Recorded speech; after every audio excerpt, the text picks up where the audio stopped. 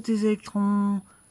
Aujourd'hui sur Je vis en mode électrique, je voulais vous faire voir que moi aussi je voulais remplacer mes ampoules, tout simplement du feu de recul et du feu anti-brouillard arrière par des Philips.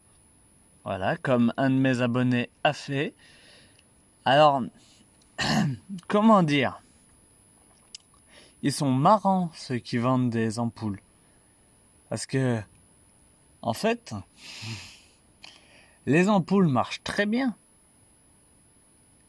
Mais ce qu'ils disent pas, c'est que, vu qu'on diminue en intensité, ça met en défaut la voiture. Donc du coup, j'ai remis une ampoule normale. Et à savoir celle-ci, vous pourrez toujours les utiliser sur une de vos voitures qui a des feux diurnes, mais en ampoule normale. Là, vous pourrez les utiliser. Elles sont faites pour. Ou voire même sur une autre voiture électrique. Mais sur cette Zoé Z250, en fait, ça descend trop l'intensité et du coup, il ne fonctionne pas. Donc, j'ai remis une ampoule normale. Elle marche très bien. Et celle-là, du coup, ont terminé sur la voiture à ma femme. Donc, sur les feux de recul de la Zoé et les feux anti-brouillard de la Zoé, vous ne pourrez... Donc, c'est un quart de tour, pour ceux qui ne se trompent pas. Donc, vous pourrez mettre que des ampoules normales. J'avais dit que je le ferais jamais sur la Zoé parce que c'est une voiture d'occasion. Mais vu qu'il y a un de mes abonnés qui l'a fait et qui m'a dit que ça marchait pas, très clairement, moi aussi je l'ai essayé et je peux confirmer que il peut remettre ses ampoules d'origine. Parce que en fait ça met en défaut les feux de recul et les feux anti-brouillard arrière. Par contre, vous pouvez vous en servir en feu diurne, comme je disais précédemment, sur les voitures qui ont des feux diurnes mais avec des ampoules normales ou des feux stop. Ça marche aussi les feux stop. Ça, c'est même feu que les feux stop. Voilà. Pour ceux qui ne savaient pas, maintenant, vous le savez. Les feux stop, ils sont avec ces ampoules.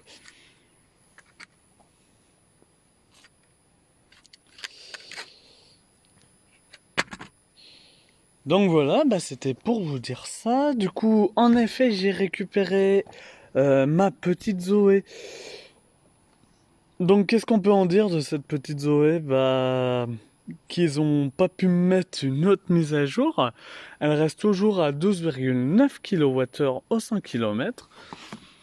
Par contre, je confirme que pour faire du 12,9 kWh que vous voyez ici, je ferai pas autant de kilomètres. Là, je suis plus vers les, on va dire, 11 voire 10,5 kWh. Voilà, ça c'est faux. Ça vous pouvez le barrer. Et par rapport à mon expérience, là je peux vous dire que je suis entre 10,5 kWh et 11 kWh. Voilà. Là on est dans cette fourchette là. Donc très clairement là c'est une grosse erreur du logiciel. car il ne peut plus descendre à 0. Hein. Si je le mets à 0, il restera à 12,9. Ils ont fait des tests, des machins, des trucs. Ça marche pas. Par contre, il y a une mise à jour qui va arriver. Ils savent pas encore quand, par contre. Mais elle va arriver prochainement. Donc tous ceux qui sont en comment ça s'appelle en location de batterie, vous pourrez la faire. Hein. C'est moteur et batterie, hein, la mise à jour. Voilà.